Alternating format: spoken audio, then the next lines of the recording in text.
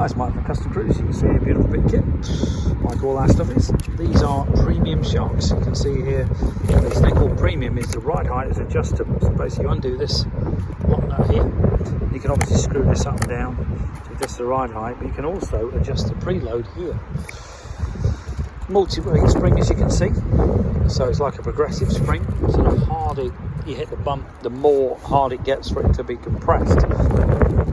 Available in standard or heavy duty. This is the black version. You can see this is proper CNC, very well made shocks, nice quality. You can see this one here isn't wound out as much as this. You see that gap there is different to this. So obviously these have got 1/2 inch of ride height adjustment. So very, very well made. As you can see, CNC billet aluminium. This is all CNC, not cast or steel like some of the shocks are, but all being CNC billet aluminium. Beautifully made things. Available for pretty well any bike. Up to 30 stone, these particular shocks with this springing, but obviously we can do higher as well.